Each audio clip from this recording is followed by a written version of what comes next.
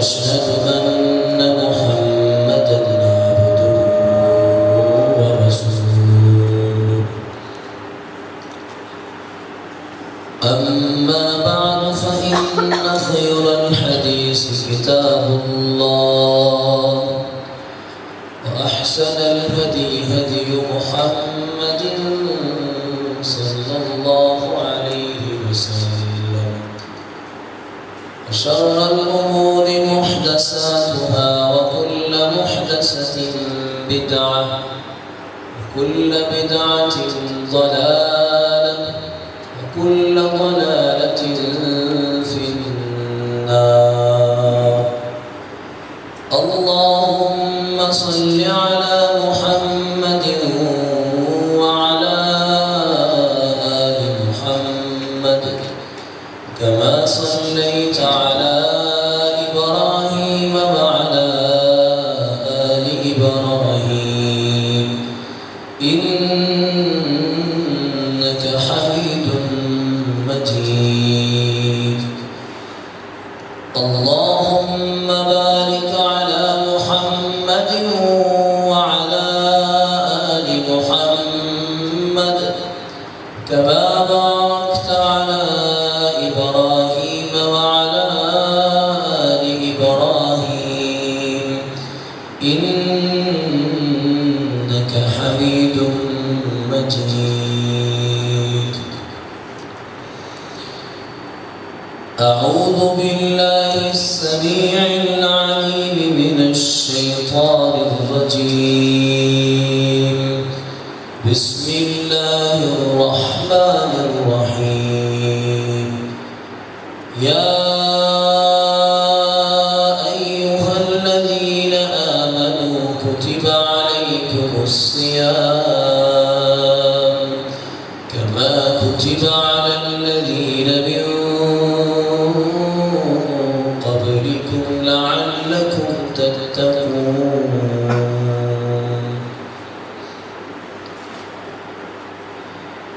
صدق اللہ العظیم. تمام قسم حمد و ثنا، تسبیحات، تکبیرات، تمجیدات، تحمیدات ایک اللہ وحدہ لا شریک کی ذات بابرکت کے لیے خاص ہے، جو پوری کائنات کا اکیلا خالق، مالک، رازق، داتا، رنج بخش، رنج بخش، بے شمار لا تعداد انگنت بے حد و حساب درود و سلام آقا نامدار سرتاج رسول، فخر الانبیاء، تاجدار ختم نبوت، ہم سب کے دلوں کی بہار آقا نامدار جناب محمد رسول اللہ صلی اللہ علیہ وآلہ وسلم کی ذات اقدس اطہر اعلیٰ والا کے لیے. قابل صدر احترام محترم المقام، مکرم، معظم، محتشم بھائیوں، بزرگوں اور دوستوں، رمضان المبارک کا بابرکت پر رحمت مہینہ اپنی پوری رانائیوں اور شادمانیوں کے ساتھ ہم پر سایہ فکر ہے. بتوفیق اللہ تعالی آج ہم نے رمضان کا 16واں روزہ رکھا ہے اور تیسرا خطبہ جمعۃ المبارک ادا کرنے کے لیے تشریف لائے ہیں. بارگاہ خدا بندی میں دعا ہے کہ اللہ رب العالمین ہم جو عبادات اس ماہ مبارک میں کرنے کی کوشش کر رہے ہیں، یہ تو حقیقت ہے کہ ہم ان کا حق نہیں ادا کر سکتے، لیکن جیسی بھی ہے اللہ تو قبول کرنے والا ہے، قبول فرما. جو اس میں کمی کوتاہی انسان ہونے کے ناطے رہ گئی ہے، میرے مالک تو معاف فرما، اور باقی کے جو دن ہیں اللہ انہیں ہمیں پچھلے سے بہتر گزارنے کی توفیق عطا فرما. قرآن مجید فرقان حمید میں اللہ رب العالمین نے جب رمضان کی بات آئی تو جو الفاظ استعمال کیے ایام معدودات،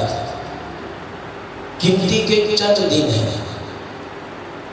جنہیں آپ سمجھ رہے ہیں کہ یہ 24 یہ 420 گھنٹے بنتے ہیں، 4 ہفتے بنتے ہیں، 30 دن بنتے ہیں۔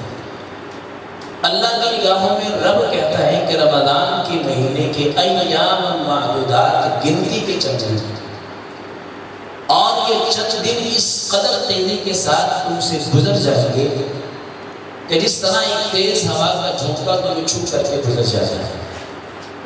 اور ہم نے یہ اپنی آنکھوں سے دیکھ لیا ہے۔ ابھی کل کی بات ہے کہ ہمیں بڑی خوشی تھی کہ رمضان آ گیا ہے۔ مومن کا دل خوشی کے مارے بھولا نہیں سما پا رہا تھا کہ رمضان آ گیا ہے۔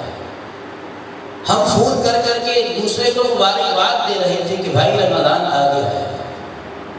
لیکن اب دیکھتے ہیں کہ آدھا رمضان گزر گیا ہے لیکن ہمیں معلوم بھی نہیں ہوا۔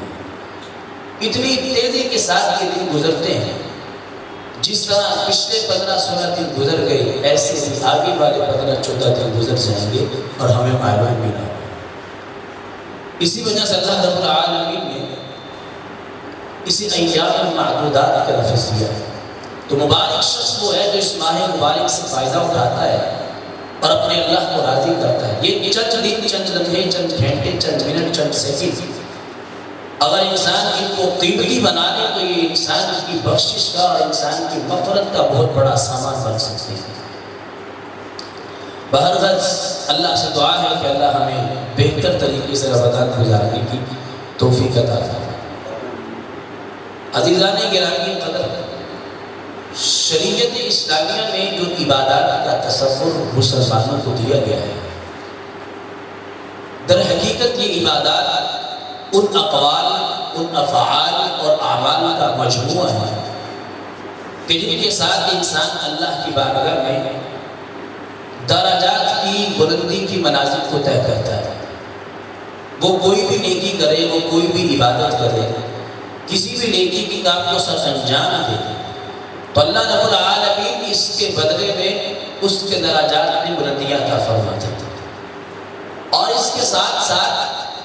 انسان نیکی کے کاموں کی طرف بڑھتا ہے، اللہ رب العالمین دنیا میں بھی اس انسان کو مقام، منزلت، شان اور رفعت عطا کرتا ہے۔ یہ بات ہم سب کو ذہن نشین کر لینی چاہیے کہ شریعت نے ہمیں جتنی بھی عبادات کا حکم دیا ہے،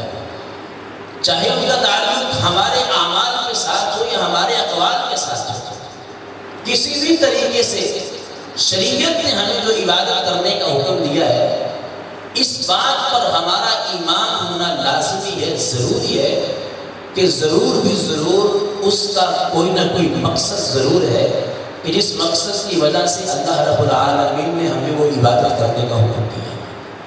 بے مقصد عبادت بغیر کسی وجہ کے کوئی عبادت شریعت میں نہیں ہے۔ وہ الگ بات ہے کہ بسا اوقات انسان کو سمجھ میں آ جاتی ہے کہ اللہ رب العالمین نے یہ عبادت کیوں کرنے کا کہا، اور بسا اوقات انسان اس کو نہیں جانچ پاتا کہ یہ اسلام میں، شریعت نے ہمیں کیوں کرنے کا حکم دیا۔ اس کی چھوٹی سی مثال ہے، ہم نماز پڑھ رہے ہوتے ہیں، اگر دوران نماز ہوا خارج ہو جائے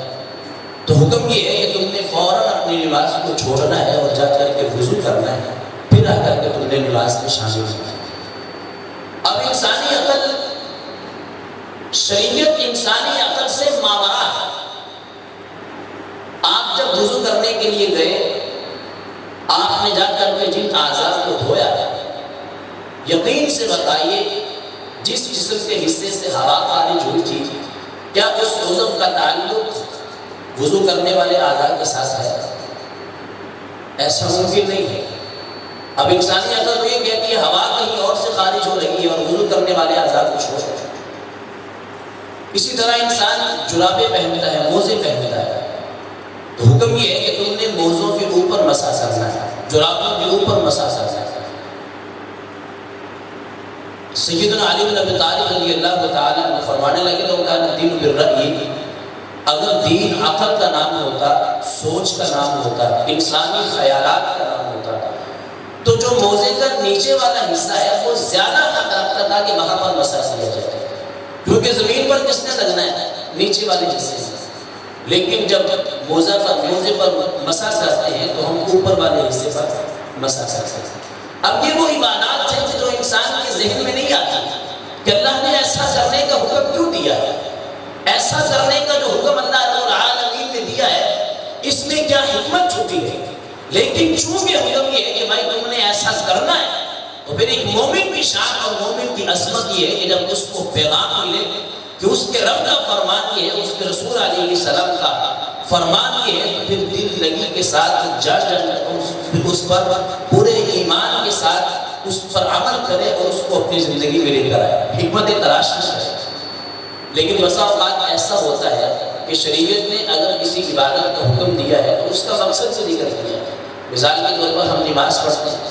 قرآن مجید فرقان حمید میں اللہ رب العالمین سورہ العنکبوت میں 21ویں پارے کی پہلی آیت میں فرمایا کہ ان الصلاۃ تنہی عن الفحشاء والمنکر، کہ تمہیں جو عبادت کرنے کا، نماز پڑھنے کا حکم دیا ہے، در حقیقت یہ نماز تمہیں فحاشی سے اور برائی سے روکتی ہے۔ نماز کا مقصد اللہ نے ذکر کیا ہے عن الفحشاء والمنکر، کہ جو تمہیں برائی سے روکے گی، تمہیں فحاشی سے روکے گی۔ اسی طرح ہم روزہ رکھتے ہیں، قرآن مجید فرقان حمید میں اللہ رب العالمین نے روزے کا مقصد بیان کیا ہے لعلکم تتقون، کہ اہل ایمان تمہیں 30 دن روزے رکھوا کر کے اللہ کو تمہیں بھوکا پیاسا رکھنا مقصود نہیں ہے۔ اللہ کو مزہ نہیں آتا ہے کہ جو چیزیں اس بندے پر حلال تھی 30 دن کے لیے صبح سے لے کر شام تک سب کچھ اس پر حرام کرا۔ در حقیقت 30 دن روزہ رکھوا کر کے اللہ کچھ آپ کو یہ سمجھانا چاہتے ہیں، جو مقصد روزے کا تھا لعلکم تتقون، تاکہ تم متقی بن جاؤ۔ اب یہ عبادتیں وہ ہیں کہ جن کے مقاصد اللہ نے ذکر کر دیے۔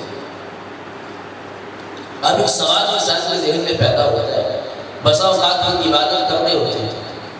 ہم اس عبادت کو اپنی زندگی میں لے کر آ بھی رہے ہوتے ہیں، ہمارے روزمرہ کاموں میں وہ عبادت شامل ہوتی ہے، لیکن جو مقصد اللہ رب العالمین نے ذکر کیا ہوتا ہے کہ بھائی اس عبادت کا مقصد یہ ہے، ہمیں وہ مقصد نہیں مل رہا۔ ہم نماز پڑھتے ہیں، 5 وقت کی نماز پڑھتے ہیں، لوگ کہتے ہیں کہ یار بندہ بڑا نمازی ہے، اس نے 5 وقت کی نماز کوئی نہیں چھوڑتا، لیکن قرآن کہتا ہے کہ نماز فحاشی سے اور برے کاموں سے روکتی ہے۔ اب وہی نمازی بندہ باہر جا کر کے گالیاں دے اور باہر جا کر کے غیبتیں چغلیاں کرے، باہر جا کر کے فراڈ اور دھوکہ بازی کرے، دغا بازی کرے، تو آپ کا کیا خیال ہے؟ قرآن کو کہتا ہے کہ نماز انسان کو برائی کے کاموں سے روکتی ہے، یہ بندہ نماز 5 وقت کی پڑھنے کے باوجود بھی برے کاموں کی طرف رکھتا ہے۔ اب انسان نے عبادت کی ہے، لیکن عبادت کا مقصد انسان کو نہیں ملا۔ جو مقصد اللہ نے ذکر کیا تھا کہ بھائی تمہیں روزے رکھوانے کا مقصد یہ ہے کہ تم متقی بن جاؤ، آپ اپنے دلوں میں غور کریں، میں بھی اپنے دل میں غور کرتا ہوں، سوچتے ہیں کہ رمضان کے 16 روزے ہم نے رکھ لیے ہیں، روزہ رکھنے کا مقصد یہ تھا کہ بھائی تمہیں متقی بنانا ہے۔ 16 روزے رکھنے کے بعد آپ بھی اپنے گریبان میں جھانکیں، میں بھی اپنے گریبان میں جھانکوں، کیا میرے دل میں اللہ کا خوف ہے، خدا کا ڈر ہے کہ نہیں؟ سوال بنتا ہے، ہم نے 16 روزے رکھ لیے، 30 روزے رکھنے کا مقصد تمہیں متقی بنانا تھا، آدھا رمضان تم نے گزار لیا ہے، ہم نے آدھا رمضان بسر کر لیا ہے، لیکن آدھا رمضان گزارنے کے بعد ہمارے دل کی کیفیت کیا ہے؟ کیا ہم اللہ کے روکے ہوئے کاموں سے بچنے کا ابھی تک اس کے لیے تیار ہوا ہوں کہ نہیں ہوا ہوں؟ میرے سامنے گناہ کرنے والا، میں گناہ کرنے پر قادر ہوں، لیکن دوسری طرف حکم خداوندی ہے کہ بھائی تم نے گناہ نہیں کرنا۔ کیا میرے دل میں، میرے جسم میں اس بات کی طاقت ہے کہ میں اس گناہ سے بچ سکوں؟ یہ تقویٰ ہے، اور اس پر میں نے گزشتہ جمعوں میں بڑی تفصیل کے ساتھ تقوی پر جمعہ پڑھایا تھا۔ تقوی کی فضیلت کیا ہے اور تقویٰ کہتے کس نے، تقویٰ آتا کس طرح؟ تو روزے کا مقصد تقویٰ لانا تھا۔ 30 دن ہے، 16 دن ہم نے گزار لیے ہیں، تقویٰ ابھی تک آیا ہے کہ نہیں آیا ہے؟ اگر آ گیا ہے تو آپ یہ سمجھ لیں کہ ہم نے جو مقصد اللہ نے قرآن میں ذکر کیا تھا بھائی تمہیں متقی بنانا ہے، ہم وہ پورا کر رہے ہیں۔ لیکن اگر وہ مقصد ابھی تک نہیں آیا، میں روزے بھی رکھ رہا ہوں، میں گالیاں بھی دے رہا ہوں، میں روزے بھی رکھ رہا ہوں، میں غیبتیں بھی کرتا ہوں، میں روزے بھی رکھ رہا ہوں، میں نماز کو بھی چھوڑ رہا ہوں، میں روزے بھی رکھتا ہوں، میں فراڈ کرنے سے پھر باز نہیں آتا ہوں، میں روزے بھی رکھ رہا ہوں، میری زبان پھر میرے قابو کے اندر نہیں ہے، میں روزے بھی رکھ رہا ہوں، فلمیں ڈرامے دیکھنے سے میں پھر باز نہیں آتا ہوں، میں میں روزے بھی رکھ رہا ہوں، میرا دعویٰ یہ ہے کہ میں روزے رکھنے والا ہوں، لیکن جو مقصد قرآن میں تھا کہ تمہیں اللہ کا خوف تمہارے دل میں بٹھانا ہے، اللہ کا ڈر تمہارے دلوں میں بٹھانا ہے۔ 16 دن روزہ رکھنے کے بعد ابھی تک ہمارے دلوں میں اللہ کا خوف، اللہ کا ڈر آیا ہے کہ نہیں آیا؟ اگر آ گیا ہے تو اللہ کا شکریہ ادا کرے، مالک جو مقصد تھا روزے رکھنے کا وہ پورا کر رہا ہوں، لیکن اگر نہیں ہے تو میں یہ گزارش کروں گا، آپ میرے محترم ہیں، آپ میرے پیارے ہیں، خدا نہ اپنی عبادت پر غور کیجیے۔ آخر وہ ہمیں مقصد کیوں نہیں مل رہا ہے؟ وہ وجہ جو اللہ نے ذکر کی تھی، بھائی تمہیں عبادت کروانے کا مقصد یہ ہے کہ تمہیں اللہ کے خوف سے، مقصد یہ ہے نماز پڑھوانے کا کہ تم فحاشی سے رک جاؤ، برے کاموں سے رک جاؤ، اللہ کی منہیات سے باز آ جاؤ، اور تمہیں روزہ رکھوانے کا مقصد یہ تھا کہ تمہارے دلوں میں اللہ کا خوف بیٹھ جائے۔ اگر وہ مقصد میرے دل میں نہیں ہے تو پھر مجھے اپنی عبادت پر غور کرنا چاہیے۔ علماء نے کتابوں میں بڑے اس کے مقاصد بیان کیے ہیں کہ انسان کو عبادت کی لذت کیوں نہیں ملتی ہے، وہ مقاصد انسان کو کیوں نہیں ملتے ہیں، وہ مقصد جو اللہ رب العالمین نے عبادت کا ذکر کیا ہوتا ہے، اتنے دن عبادت کرنے کے بعد انسان کو وہ مقصد کیوں نہیں مل رہا ہوتا ہے۔ اس کی لمبی فہرست ہے، ان میں سے 2-3 میں نے چن کر کے لائے ہیں کہ بھائیوں کے سامنے وہ بیان کرنے ہیں، تاکہ آپ بھی غور کریں اور میں بھی غور کرتا ہوں کہ آخر ہماری عبادت میں کمی کہاں پر ہے، نقص کہاں پر ہے، کوتاہی کہاں پر ہے، غفلت کہاں پر ہے، شکایت کہاں پر ہے، کہ جس کی وجہ سے ہمیں وہ عبادت کی چاشنی نہیں ملتی ہے، وہ عبادت کی لذت نہیں ملتی ہے، وہ ہمیں اللہ رب العالمین نے جو مقصد عبادت ذکر کیا ہوتا ہے ہمیں وہ کیوں نہیں ملتا ہے، ہمیں عبادت کا ثواب کیوں نہیں ملتا ہے، اجر کیوں نہیں ملتا ہے۔ ان بڑے مقاصد میں سے ایک بڑا مقصد یہ ہے کہ انسان جب عبادت اخلاص کے ساتھ کرتا ہے، للہیت کے ساتھ کرتا ہے، اس نے کوئی بھی عبادت کرتی ہے، اس کا مقصد عبادت ہو کہ میں نے اللہ کو راضی کرنا ہے، تو ضرور بھی ضرور اللہ رب العالمین انسان کو اس عبادت کا مقصد عطا کرتے ہیں۔ میں نے کیا عرض کیا کہ اخلاص کا ہونا ضروری ہے۔ کس کا ہونا ضروری ہے بھائی؟ بولے تو پوچھے،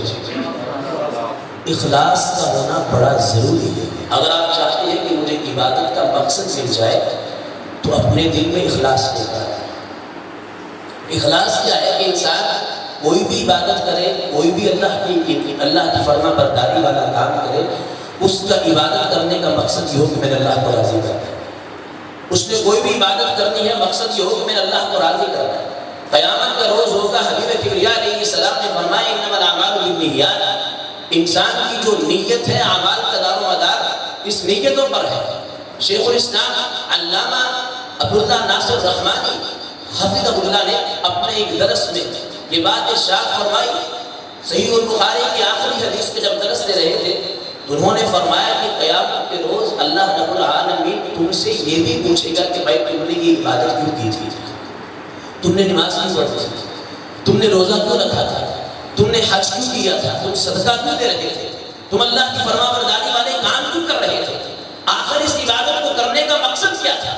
اللہ یہ انسان سے سوال کریں گے، اور پھر قیامت کے روز انسان کی جو نیت ہے اس نیت کو دیکھ کر کے، بہت بڑی مثال حبیب کبریا علیہ السلام کی وہ حدیث ہے، پہلے پیغمبر نے فرمایا انسان اپنے گھر سے نکل کر کے مسجد میں آتا ہے، ایک صف بن جاتی ہے، امام صاحب آگے کھڑے ہیں، پیچھے 10 خانہ 100 مقتدی کھڑا ہے، فرمایا کسی مقتدی کو نماز کے 10ویں حصے کا ثواب ملتا ہے، کسی کو 9ویں حصے کا، کسی کو 8ویں حصے کا، کسی کو 10ویں، کسی کو 7ویں حصے کا، اور کچھ ایسے بھی لوگ ہوتے ہیں جو اپنے کاروبار کو چھوڑ کر کے، دکان کو بند کر کے، اپنی بیٹھک کو کنڈی لگا کر کے اللہ کے گھر میں آ کر کے جھکے بھی ہیں، لیکن ان کو نماز کے ایک حصے کا بھی ثواب نہیں ملتا ہے۔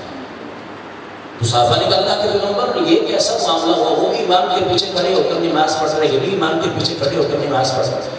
لیکن وہ مکمل نماز کا ثواب لے گیا اور یہ نماز کے ثواب سے اور اس کے اجر سے محروم کیوں؟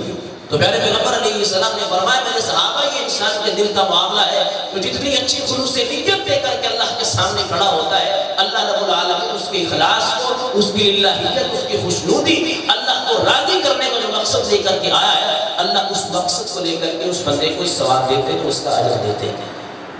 آج ہمیں عبادت کا مقصد کیوں نہیں ملتا ہے؟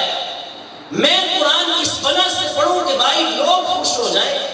میں درس اس وجہ سے پڑھوں کہ بھائی لوگ اچھے لگے، لوگ کہیں کہ قاری صاحب درس بڑا اچھا دے دیتے ہیں، قاری صاحب کی بات بڑی اچھی ہے، قاری صاحب قرآن بڑا سونا پڑھتے ہیں، قاری صاحب نے بیان کیا ماشاءاللہ واہ واہ ہو گئی۔ اگر میں یہ مقصد دے کر کے آپ کے سامنے آتا ہوں تو کعبے کے رب کی قسم ہے میرا سارا سفر بیکار ہے، یہاں پر کھڑے ہو کر کے درس دینا جمعہ پڑھانا بیکار ہے۔ جب مقصد کے اندر ریاکاری ہو، شرک جیسی گندی اور غلیظ بیماری میرے اعمال میں شامل ہو جائے، دکھلاوا میرے اعمال میں آ جائے کہ میری کوئی بھی عبادت کرنے کا مقصد یہ اللہ کو خوش کرنا نہ ہو بلکہ لوگوں کو خوش کرنا ہو، تو رب فرماتا ہے کل قیامت کا دن ہوگا، حبیب کبریا نے فرمایا انسان اللہ کی بارگاہ میں اپنے اعمال لے کر کے جائے گا، اللہ فرمائے گے انسان تو نے یہ اعمال مجھے خوش کرنے کے لیے نہیں بلکہ لوگوں کو خوش کرنے کے لیے کیے تھے، جا جا کر کے جن لوگوں کو خوش کرنے کے لیے تو دنیا میں نیکیاں کرتا رہا ہے، جن کو خوش کرنے کے لیے تو قرآن پڑھتا رہا ہے، صدقہ کرتا رہا ہے، اللہ کے راستے میں مال خرچ کرتا رہا ہے،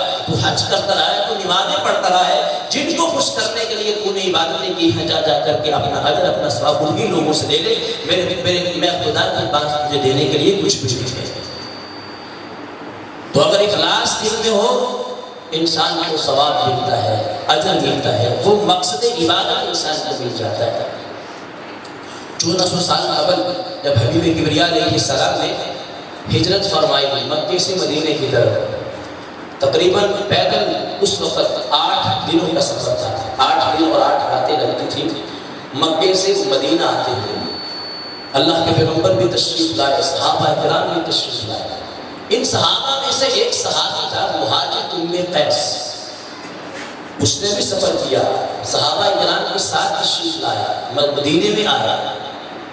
سب صحابہ کرام کو ہجرت کا جو ثواب تھا، ہجرت کا جو اجر تھا، سب کو ملا، لیکن مہاجر ام قیس کی جب بات آئی تو حبیب کبریا علیہ، یہ مہاجر ام قیس وہ صحابی تھے جو اس نیت سے آئے تھے کہ مدینے میں ایک عورت جس کا نام جمیلہ تھا اس سے شادی کرنی ہے، نکاح کی غرض سے مکے سے ہجرت کر کے صحابہ کرام کے ساتھ مدینے میں تشریف لائے۔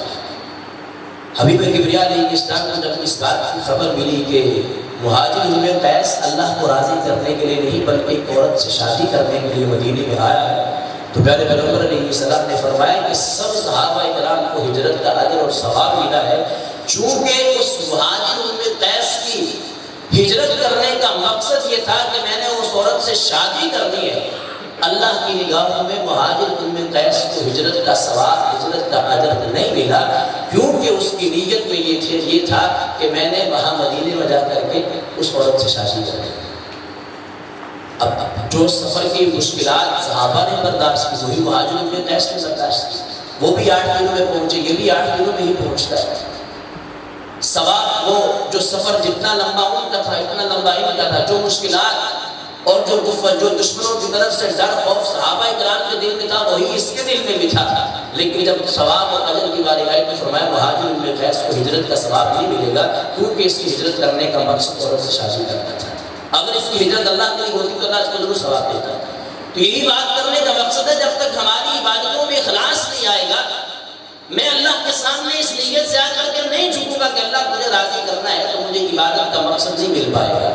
جو عبادت کا مقصد قرآن نے ذکر کیا ہے وہ حاصل نہیں کر پاؤں گا۔ تو پہلا مقصد یہ ہے کہ جو بھی عبادت کرنی ہے خالصتاً اللہ کی رضا کے لیے اور خدا کو خوش کرنے کے لیے کرنی ہے۔ دوسرا بڑا مقصد ہے کہ ہمیں عبادت کا مقصد کیوں نہیں ملتا ہے، ہم عبادت میں اتنے پیچھے کیوں رہ جاتے ہیں۔ دوسرا بڑا مقصد یہ ہے کہ جب انسان کی عبادت اللہ کے پیغمبر کی سنت کی مخالفت میں ہو تو اللہ رب العالمین اس عبادت کو قبول نہیں کرتے۔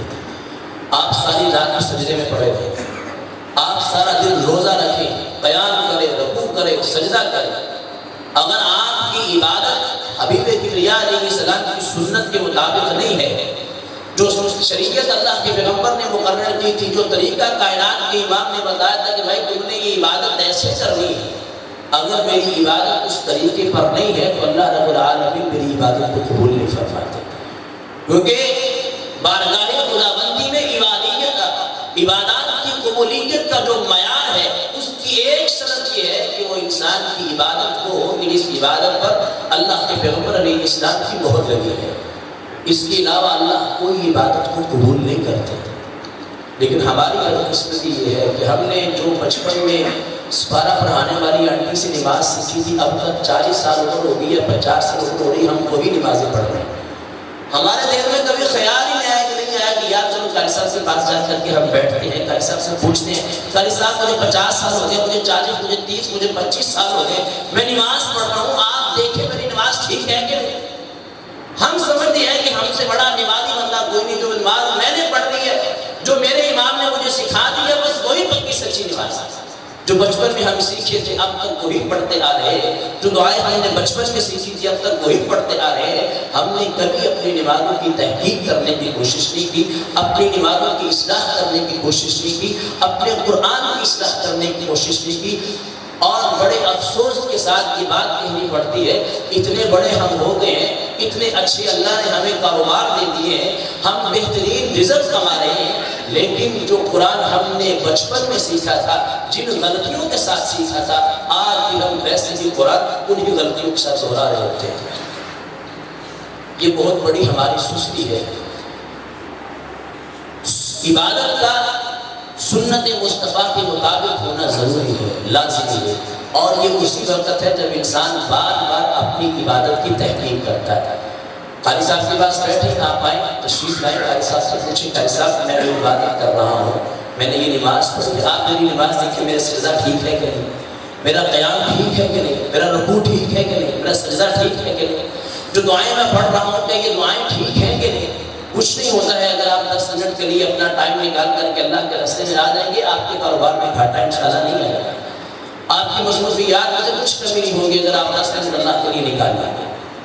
تو انشاءاللہ الرحمن ہم نے اپنی عبادتوں کی اصلاح کرنی ہے، اپنے قرآن کی اصلاح کرنی ہے، بولے انشاءاللہ، بڑے ٹیڑے ڈاکٹر بالخیر، انشاءاللہ ہم نے اپنی عبادتوں کی اصلاح کرنی ہے۔ یہ بڑا ضروری مسئلہ ہے،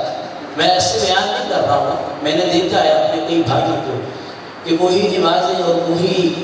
قرآن مجید کی تلاوتیں جو ہم بچپن میں پڑھے تھے ابھی تک وہی پڑھتے آ رہے ہیں، اور ان سے پوچھا جائے کہ بھائی آپ ایسا کیوں کرتے ہو، ایسا طریقہ نہیں یہ طریقہ ہے، تو کہنے لگا کہ یہ ہمارے جو بچپن کے جو قاری صاحب تھے انہوں نے ہمیں یہی سکھایا تھا اور ہم وہی پڑھتے آ رہے ہیں۔ تو ہم نے اپنی نمازوں کی بھی اصلاح کرنی ہے، اپنی عبادات کی اصلاح کرنی ہے، اپنے قرآن کی اصلاح کرنی ہے، کریں گے انشاءاللہ، انشاءاللہ کریں گے۔ تیسرا کام جس کی وجہ سے ہمیں عبادت کا مقصد نہیں ملتا، وہ جو اللہ رب العالمین نے مقصد عبادت ذکر کیا ہوتا ہے ہمیں وہ نہیں مل پاتا، اس کی ایک بڑی وجہ یہ ہے کہ ہماری عبادت میں توجہ نہیں ہوتی۔ ہم عبادت تو کر رہے ہیں، ہم اللہ کے سامنے آ کر کے جھکے بھی ہیں، لیکن ہماری توجہ نہیں۔ میں نماز پڑھ رہا ہوں لیکن میرا ذہن وہ میری دکان کے اندر فکر ہے کہ یار انہیں پیسے دینے سے، انہیں کو پیسے لینے ہیں، انہیں سامان کرنا ہے، انہیں ڈیل کرنی ہے، انہیں کو پیسے لینے ہیں، اس سے بات کرنی ہے جا کر کے، میں نے اپنے گھر کے معاملات اس کو راشن دے کر دینا، اس کو یہ کرنا ہے۔ انسان مسجد میں آ کر کے نماز میں کھڑا ہوتا ہے، شیطان اتنا زیادہ انسان کا بڑا دشمن ہے کہ اللہ کے سامنے آ کر کے جھکا ہے، یہ ساری گزشتہ جو اس کی زندگی کے سارا منظر اس کے ذہن میں گھما دیتا ہے کہ یہ بندے کا دل نماز میں نہ لگے۔ ہماری توجہ نہیں عبادت کے اندر ہوتی ہے، جس کی وجہ سے ہمیں عبادت کا مقصد نہیں مل پاتا ہے۔ ہم ابھی میں کبریاء علیہ السلام نے اپنے ایک صحابی سے کہا کہ میرے صحابی مجھے ایک نصیحت کرو، اس نے کہا اللہ پیغمبر کی، فرمایا کہ میرے صحابی صلی اللہ علیہ وسلم زندگی میں تم نے جب بھی نماز پڑھنی ہے یہ نماز اس نیت کے ساتھ پڑھنی ہے کہ گویا کہ میری زندگی کی آخری نماز ہے، میری زندگی کی آخری نماز ہے، اب کے بعد مجھے عبادت کرنے کا، نماز پڑھنے کا موقع نہیں ملے گا۔ آپ یقین کے ساتھ بتائیں اگر انسان یہ سوچ لے کر کے آ جائے کہ میں نے نماز ایسی پڑھنی ہے کہ میری زندگی کی آخری نماز ہے، آپ مجھے بتائیں کہ انسان کے دل میں خوشو خضو نہیں آئے گا؟ ضرور آئے گا۔ انسان کو وہ عبادت کا مقصد مل جائے گا، وہ کیفیت اس کی نماز میں ہو جائے گی جو صحابہ اکرام رضوان اللہ علیہم اجمعین کی تھی۔ میدان جنگ میں کھڑے ہیں، نماز پڑھ رہے ہیں، دشمن کے تیر جسم سے آر پار ہو جاتے تھے لیکن صحابہ اکرام کو معلوم نہیں ہوتا تھا، اس قدر عبادت میں ڈوبے ہوتے تھے، اس قدر خشوع خضوع ہوتا تھا، اس قدر توجہ عبادت کے اندر ہوتی تھی کہ باقی کیا ہو رہا ہے ان کو کچھ معلوم نہیں ہوتا تھا۔ ہم نماز پڑھ رہے ہوں، بچہ پیچھے شور کرتے ہیں، ہم ڈانٹ لے کر کے اس کے پیچھے لگ جاتے ہیں کہ انہوں نے شور کیوں کیا، یہ ہماری عبادت ہے۔ اس وجہ سے ہمیں عبادت کا مقصد نہیں ملتا کہ ہماری عبادت میں توجہ نہیں۔ انسان باہر سے آیا، اس نے وضو کیا، جلدی جلدی ہاتھ نیچے کیا، مسجد میں ملتا اللہ اکبر سبحانک اللہم و بحمدک و تبارک اسمک و تعالی جدک لا الہ الا انت۔ اب اس کا مقصد، اس کا مطلب پتہ کیا ہے؟ اس نے دعا پڑھی ہے سبحانک اللہم و بحمدک و تبارک اسمک و تعالی جدک لا الہ الا انت، اس کا مطلب پتہ کیا ہے؟ اللہ تو پاک ہے، اللہ تعالیٰ تیرے واسطے نہیں، اللہ تو بڑا بابرکت ہے، تیرا نام بڑا بلند ہے۔ ایک یہ طریقہ ہے۔ ایک ہے بندہ آیا تسلی کے ساتھ، اس نے ہاتھ باندھے سبحانک اللہم و بحمدک و تبارک اسمک و تعالی جدک۔ اب اس کا ترجمہ کیا ہے؟ اللہ تسی پاک ہو، سارے تعریفات تواڈے واسطے، اللہ تو بڑا ہی بلند ہے، اللہ تیرے علاوہ کوئی معبود نہیں ہے، اللہ صرف تو ہی ہے جن کی میں عبادت کرتا ہوں۔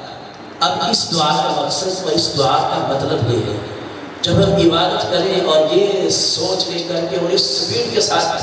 ہم نماز پڑھیں کہ پتہ نہیں باہر کون سا ایک سے ضروری کام ہے جو میں نے جا کر کے کرنا ہے، اگر نہ ہوا تو پتہ نہیں کتنا بڑا مجھے گھاٹا نقصان ہو جائے گا، تو پھر وہ عبادت کا مقصد انسان کو نہیں ملتا۔ آپ زندگی میں کم از کم ایک مرتبہ تجربہ کر کے دیکھنا، نماز پڑھیں، خشوع کے ساتھ پڑھیں، اخلاص کے ساتھ پڑھیں، اللہ کو خوش کرنے کے ساتھ کے لیے پڑھیں، اور سنت مصطفیٰ کے ساتھ کے مطابق پڑھیں، اور پوری توجہ کے ساتھ پڑھیں، پورے انہماک کے ساتھ، آپ کا ذہن پورا اللہ کی طرف ہو۔ ایک نماز آپ زندگی میں پڑھ لیں، میں آپ کو منبر رسول پر کھڑے ہو کر کے اس بات کا دعویٰ کروں، اگر آپ کو عبادت کرنے میں مزہ نہ آیا تو پھر جو آپ صلاح دے کے دینے کے لیے تیار ہوں، عبادت میں مزے کیوں نہیں آتے ہیں؟ ہم قاری صاحب کے پیچھے 5 منٹ، ہماری نظر گھڑی پر ہوتی ہے کہ 2 منٹ تو چلے گا نہیں، تم گورے مارو لے کافی جلدی میں کہا گیا، یہ ہماری عبادت ہے۔